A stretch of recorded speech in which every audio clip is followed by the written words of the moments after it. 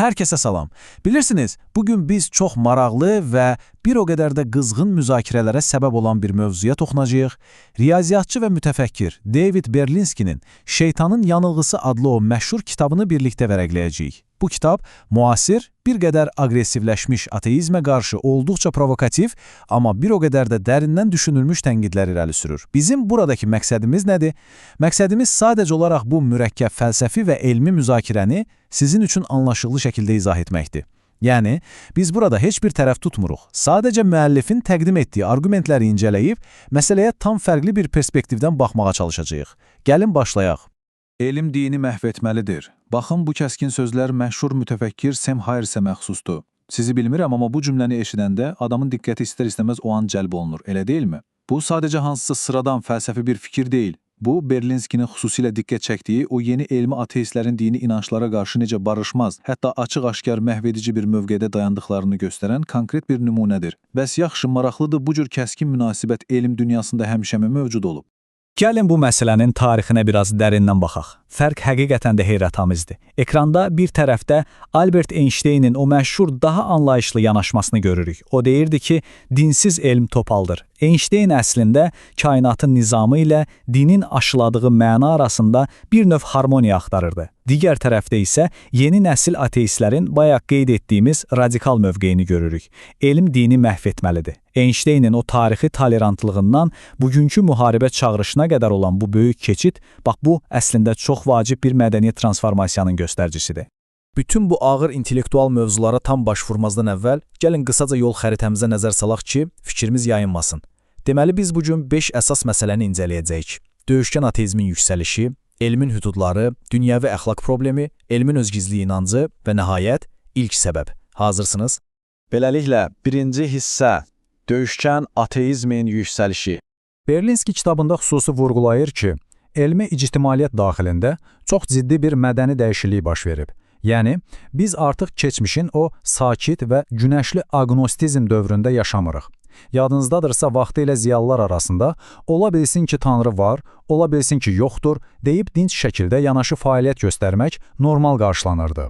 Amma indi onun yerini tamamilə başqa bir şey tutub, dini inancın kökündən məhv edilməsini tələb edən döyüşkən bir mövqe.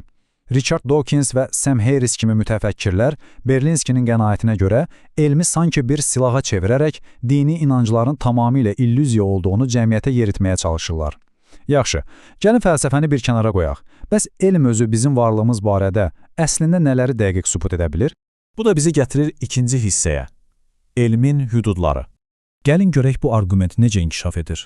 Əvvəla onu qeyd edim ki, mənbəmiz heç bir halda elmin qüdrətini inkar etmir. Qətiyyən. Əksinə, Berlinski elmin ekranda gördüyünüz bu 4 böyük möcüzəsini böyük həvəslə mədh edir. Newton mexanikası, Maxwell'in elektromaqnet sahə nəzəriyyəsi, Einstein'in nisbilik nəzəriyyələri və kvant mexanikası. Bunlar sözün əsl mənasında insan zəkasının yaratdığı ən möhtəcəm abidələrdir. Amma bir detal var, həm də çox vacib bir detal. Bu nəzəriyyələr nə qədər mükəmməl olsalar da, birlikdə kainatın tam, bütöv bir rəsmini çəkməkdə çətinlik çəkirlər və bəzən bir-biri ilə uzlaşmaq da çətinlik çəkirlər.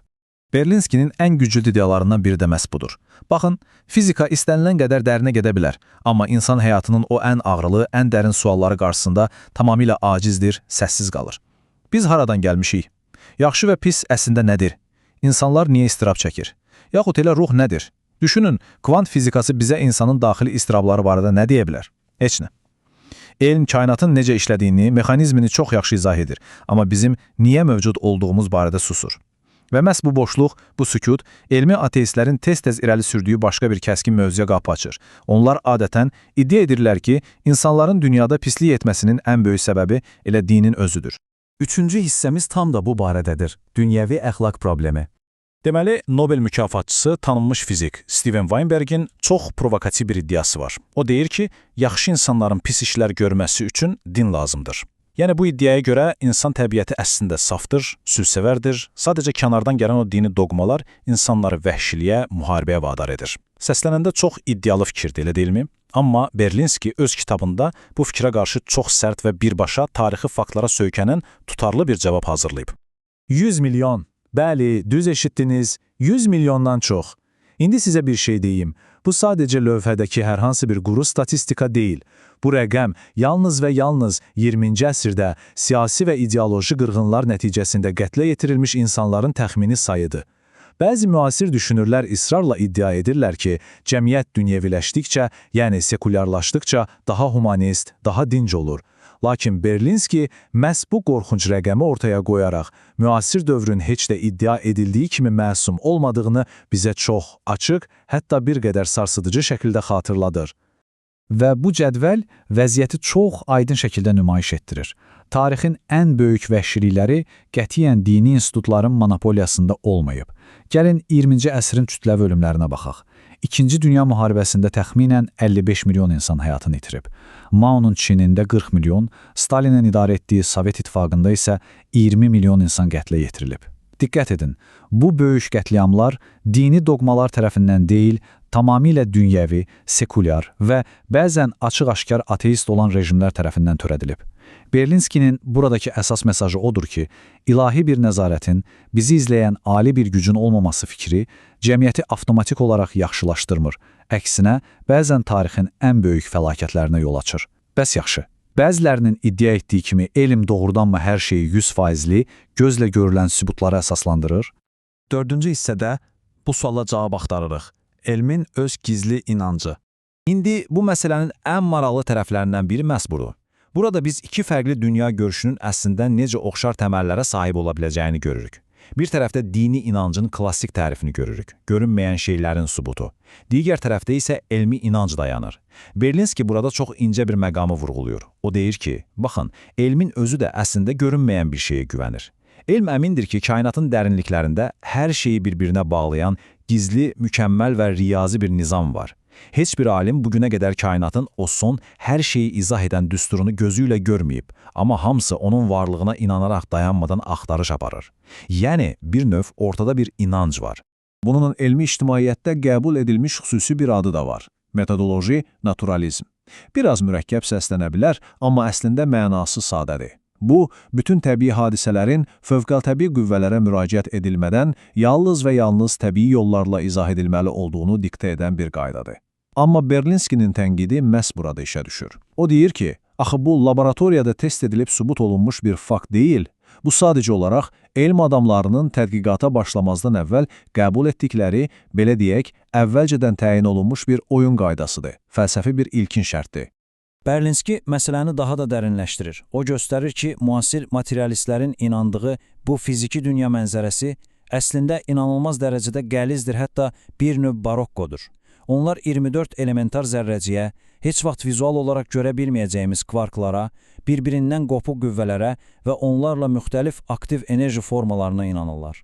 O, biraz ironiya ilə qeyd edir ki, əgər bizdən görünməyən şeylərə inanmaq tələb olunursa, o zaman müasir fizikanın tələb etdiyi bu inanc yükü heç də qədim teologiyanın geri qalmır. Bütün bu dayanmaq bilməyən axtarışlar isə istər-istəməz bizi ən sonda hər şeyin mütləq başlanğıc nöqtəsinə gətirib çıxarır.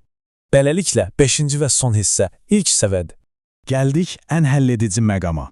Bütün bu kainat, zaman, məkan əslində necə peyda olub?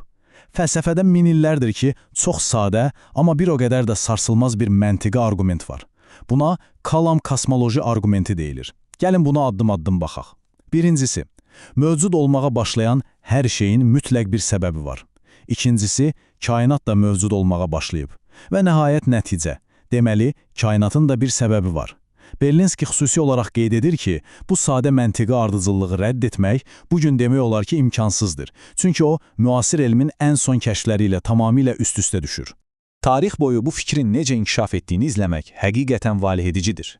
Baxın, hələ 13-cü əsrdə Thomas Aquinalı iddia edirdi ki, kainatın arxasında özü heç nədən yaranmamış tək bir ilk səbəb dayanır. Təbii ki, o vaxt bu tamamilə fəlsəfi və teoloji bir düşüncə idi.